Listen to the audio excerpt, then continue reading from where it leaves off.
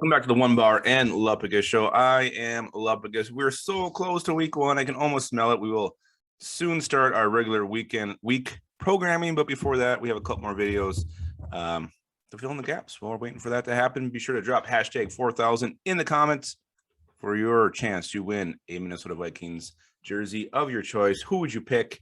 Maybe you'll pick one of the guys I'm going to talk about today. What we're going to talk about today are the 5 most positions of concern when it comes to the Minnesota Vikings in week one against the Cincinnati Bengals. So Vikings filled the roster last week. Some spots on the depth chart are a little more scary and shaky than others.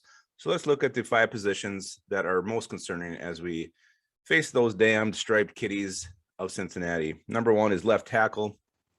You got Rashad Hill versus Trey Hendrickson. That's a very scary matchup for the Minnesota Vikings. Rashad Hill, I like when he comes in during a game. He seems to play better that way. When he's a starter, things haven't gone as well. Going against I think it's safe to call him an elite pass rusher. And Trey Hendrickson, not a great matchup for the Vikings. And what's even more worrisome is if Rashad Hill goes down, you got Blake Brantl's the next man up. And that is just a scary, scary bad matchup. You better keep a tight end over there every single time. Put CJ Ham over there. I don't care because Blake Brantle, no way in hell is he going to be able to handle Trey Hendrickson. So that position worries the britches right off of me as we face the Bengals. Another one is just the tight end position. Is Conklin truly healthy? If he's fully healthy, ready to go, I feel a little bit better about this position.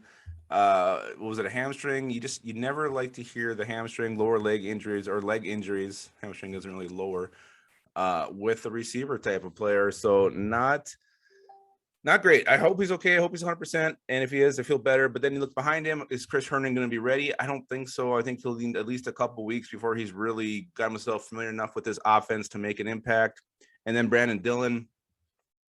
I mean, I love Brandon Dillon, but I don't know. He's never really done much. So tight end will concern me week one. After that, probably not so much. But this first week against the Bengals, the tight end position is definitely one that is surrounded with mystery and intrigue.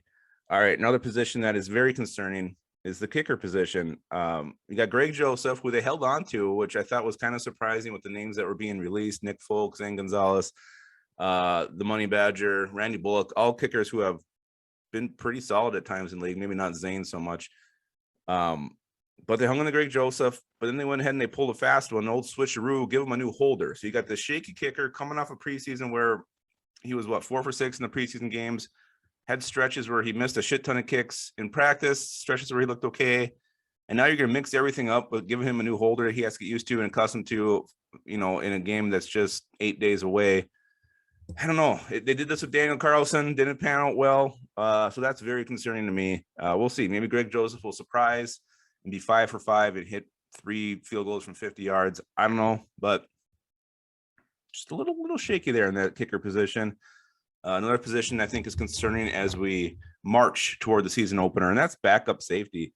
Cam Bynum, Josh Metellus, yuck. If those guys have to see the field, Minnesota Vikings are in trouble. If I'm the Bengals, I'm just dropping Joe Burrow back, and I am just launching it deep into the secondary because Cam Bynum doesn't know what the hell he's doing. Josh Metellus is really more of a linebacker, special teamer.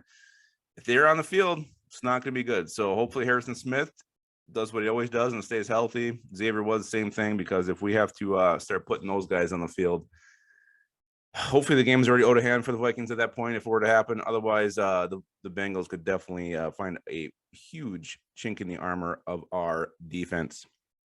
And the last position of concern is backup quarterback.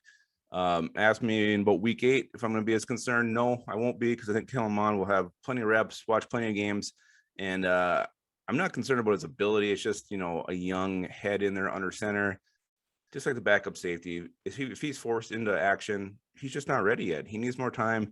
I like what he showed against the Chiefs, running with the ball, throwing the ball down the field, making good decisions for the most part. He had a couple throws that weren't great, but you're going to have ups and downs. And, when these games start counting, if you have a quarterback who has ups and downs, you're probably going to get a big old L. So hopefully Kirk Cousins stays healthy. He usually does. Knock on wood.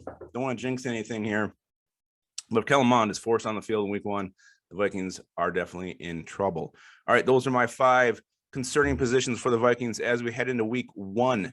If you have any other positions that are keeping you up at night, making your parts feel strange, drop them in the comments. And don't forget to drop hashtag 4000. And don't forget to keep your skull in your hole.